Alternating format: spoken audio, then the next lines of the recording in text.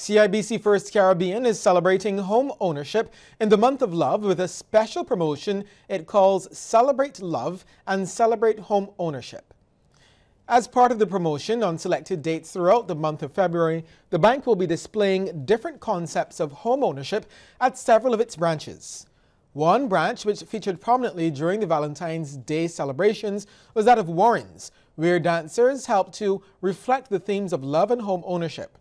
During the event, the bank also presented a check to one of its mortgage customers for $1,000 in home furnishings from standard distributors. CIBC First Caribbean's Director for Retail Banking Channels, Michelle Whitelaw, talked about the initiative.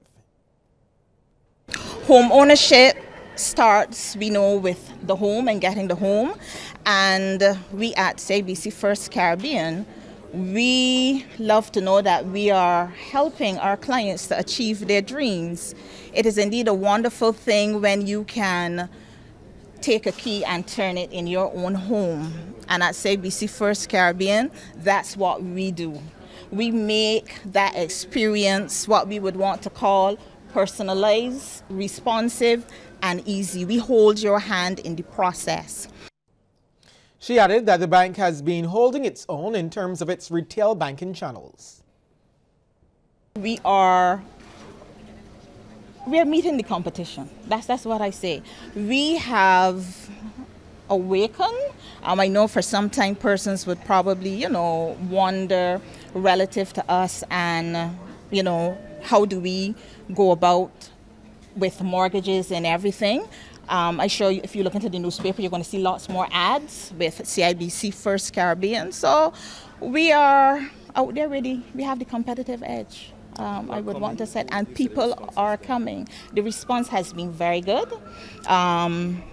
We reach out to not just our existing clients, but new clients as well.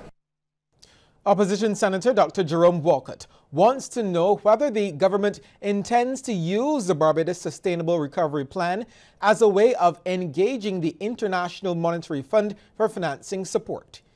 He made the query as the Senate started its 3 days of debate on the estimates of expenditure and revenue.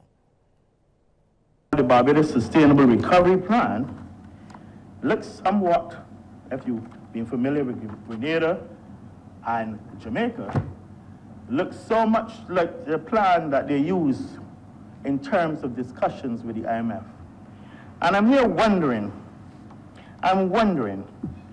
if this document, Madam President, is a prelude to the government of Barbados going to the IMF for that institution to have access to that institution's flexible credit line.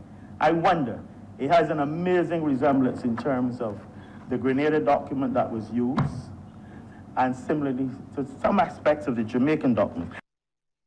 Senator Walcott is also asking whether government is utilizing its special drawing rights with the IMF to access foreign exchange to help shore up the falling international foreign reserves.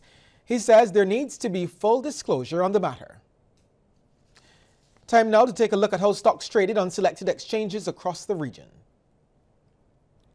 Get started in Jamaica, where JMMB Group Limited was the volume leader with 3,074,791 units. And they were followed by Basinco Group Limited and Cable and Wireless Jamaica Limited. In Trinidad, Unilever Caribbean Limited was the volume leader with 20,210 shares changing hands for a value of $586,111, and they were followed by Grace Kennedy Limited and Sagicor Financial Corporation Limited. And right here in Barbados, Sagicor Financial Corporation Limited was the volume leader, trading 28,192 shares at $2.10 each. They were followed by Banks Holdings Limited and First Caribbean International Bank.